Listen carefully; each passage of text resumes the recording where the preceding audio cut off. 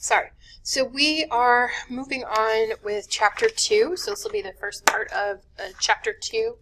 And we're going to largely start with Spain and their colonization in North America. Okay, so first thing we have is encomiendas. So basically, when a conquistador did a good job for the crown, they would give them these land grants.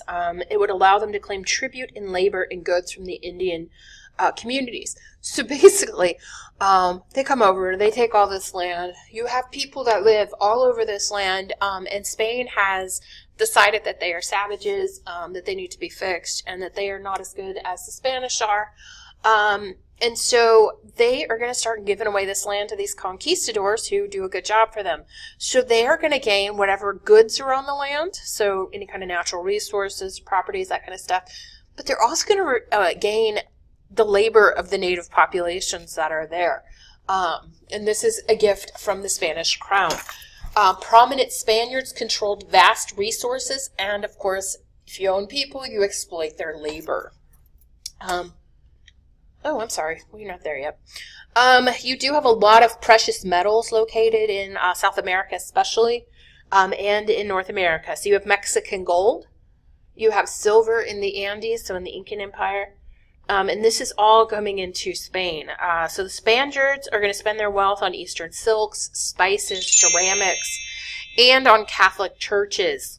Eventually, the wealth is going to trigger a ruinous inflation in Spain. You can't just add a lot of money into the economy and expect everything to be okay. When you start adding it in, it has to be gradual to maintain kind of the prices and things like that. And the money is going to the wealthy. It is not going to the average person. And so it's going to cause inflation, and that's going to cause problems for your average person in Spain. Between 1500 and 1650, at least 350,000 Spaniards, 2/3 of them are men, and 250,000 to 300,000 Africans migrate to Mesoamerica and the Andes. And when they say it like that, it sounds like it's voluntary. It's not voluntary as far as the African Americans, or the Africans are concerned. They're Africans at that time. So they are going to be enslaved. All right. Now, considering 2/3 of these people are men, that is going to obviously, human nature, men and women want to be together in as far as procreating goes and things like that. And so you're going to get a lot of racial mixture. So you will have these Spaniards that will mix with both the native populations and the Africans. So you're going to come up with some new terms. The mestizo is going to be a Spanish-Indian mix. Mulatto is going to be Spanish and African. And Zambo is going to be Indian and African. And so these populations are going to develop along with a caste system that differentiates among the principal groups. And of course, the one that's going to be highest on the list is going to be the pure Spaniard. Indians were in the majority, and Spanish priests are going to convert them to Christianity en masse. And when we say convert them, they don't voluntarily convert. They convert because they don't have an option. And they outwardly convert. Many of them are all of a sudden not going to wake up the next day and start believing in Christianity and think it is the best thing next to sliced bread. Sorry, that's an old people expression. Do y'all use that anymore? Probably not. Anyway, this is a chronology of colonies, European colonies in the Americas. And you can see the Spanish are first to colonize. And they're going to colonize New Spain. And then they're going to move into Spanish Peru. The Portuguese are going to have Brazil. And you'll have the English in 1607. That are going to move up to the East Coast. New France, New Netherlands, the Plymouth Colony, New Sweden, Massachusetts Bay, Maryland, Connecticut, and then Rhode Island. All right. So the Columbian Exchange. So this is named after my not-so-nice friend, Christopher Columbus. And the reason it's named after him, because he is the first European to alert the rest of the Europeans to the existence of the New World, or to the Americas. And you can see there are a lot of things that Europeans have actually become known for that are not native to Europe. For example, what do we know about Italy? Tomato sauce, right? Yeah, Italians have never had tomatoes before the 1500s. Irish, potatoes. They had not had potatoes before the 1500s.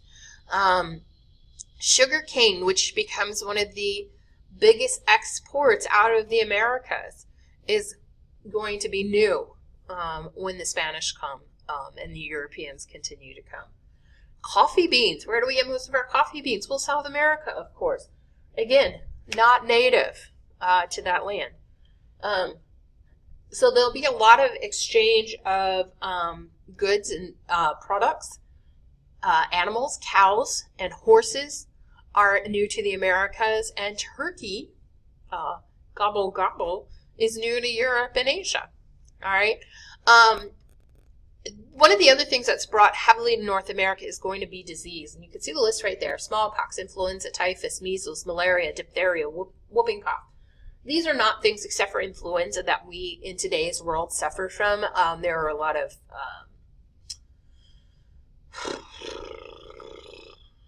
antibiotics and things like that. Crap, where you get the shot and you're now immune. I can't remember. Anyway. You'll find that out about me. I often cannot remember words. But anyway, a lot of things that have moved to the Americas that were not there before. And these things are going to cause a lot of problems, and it is going to kill off a lot of the native populations. The only disease that is really brought back to Europe is going to be syphilis. And it is not deadly to the Europeans. They have mercury and stuff like that that will help cure that or help lessen it. You will not get a lot of deaths from it. You'll get more embarrassment than anything else because it is a sexually transmitted disease. So let's see. Let me see if I forgot anything. No, I think that about covers that. Okay, so these are smallpox victims. This is the impact of smallpox on a Native American village in Brazil in the 1550s. They are Tupinamba Indians who are coping with an outbreak of smallpox. The man in the hammock is ill and being tended by another. You've got two men struggling to carry the body of a dead villager. Women are racked with grief and attempting to comfort one another. This shows that smallpox was devastating and all-consuming, both physically and emotionally. It does mess up most of... that's what kills off a lot of natives. All right. This is another example of the trade routes, the Columbian Exchange and various trade routes. So you can see cattle, horses, pig, wheat, rye, smallpox, and other diseases, sugar and rice, malaria, all going over to the New World. Maize, which is similar to corn, potatoes, tobacco, beans, squash, peppers, cacao, chocolate, and of course syphilis, like I just told you. Cassava and manioc, those are vegetables. Actually, cassava is cassava root. I forget what manioc is. Maybe I'll learn before it's time for me to tell you about it in class. If not, you can look it up. All right. Okay, so we talked in Chapter 1 about the Protestant conversions, Martin Luther, etc. It is going to be a big deal in Europe. All right. Spain had a lot of American dominions in wealth, as well as powerful enemies that challenge it continuously. It sharpens the conflicts as Spanish King Philip II seeks to defend Spanish wealth and Catholicism. And one of the big groups he's going to be seeking to defend it against is going to be the English. All right. So like I told you before, 1534, King Henry VIII wants a divorce from his wife of many, many years because she can't have a son for him, and he wants a son, plus he's kind of an ass. And so he's going to break with Rome and the Catholic Church, and he's going to found the new Church of England, which is also known today as the Anglican Church, and it is still the predominant religion in England. From 1558 to 1603, you are going to get the reign of his daughter, Queen Elizabeth I. So how do we go from a man who wants to divorce his wife because she can't have a son to Elizabeth I as the queen? So there's just a quick little history lesson or reminder if you learned about this last year. So Henry VIII, most well known for all of his wives and their various demises. His first wife is actually going to be the woman he marries when he's very young. They do have a daughter together. Her name is Mary. And she is going to later be known as Bloody Mary. We'll get there in just a second. Mary is raised Catholic with her mother. When Henry VIII decides he wants a divorce, and she won't give him one because it's not acceptable in the Catholic Church, he starts his new church. He gets his divorce. And this is going to make Mary a bastard. Because now it's nullifying his first marriage. And this means she's born out of wedlock. All right. He marries his second wife, which is going to be Anne Boleyn. Anne Boleyn is going to give birth to Elizabeth I. Again, not a man, not a boy. Henry is not going to be real happy with that. Eventually, he will accuse Anne Boleyn of cheating on him, being unfaithful. He will have her beheaded. He has 4 more wives after that, 6 total. One of them he actually marries twice. One of them he does divorce. No, he doesn't divorce her. She dies. One dies. One does give birth to a son, and this is going to be Edward. Edward is a sickly child from the get-go. But when King Henry VIII dies, in the 1540s, I believe, maybe the 1550s, I'm not real sure, Edward will become King of England. He dies very early in his reign. He does not reign very long. Actually, I fibbed. Is he first? Yes, and then Mary's going to come in.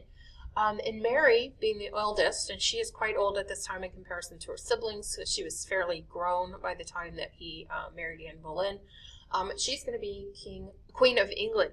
So Edward was raised Protestant under Church of England. Mary was raised Catholic. And so when Mary comes into the throne, she is going to try and turn the country back to Catholicism. And she will do this through murdering people, essentially, which is why she's called Bloody Mary. Her reign lasts for approximately 6 years, and then she passes, and you will get the ascension of Elizabeth I, because neither Edward, Mary, and eventually Elizabeth, none of them have children. Elizabeth I is going to rule from 1558 to 1603.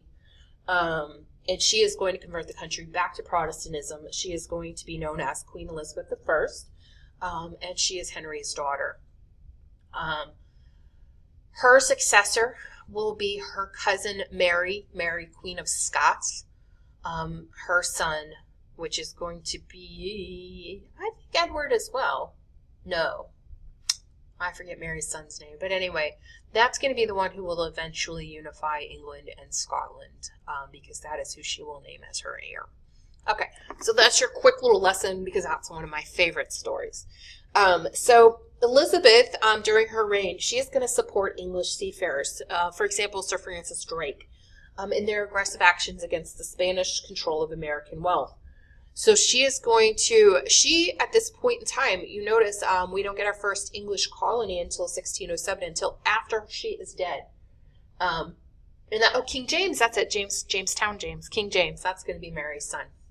So King James I, he'll be the one who unites England and Scotland, and he's going to be the one who's going to start colonization in the New World for the English.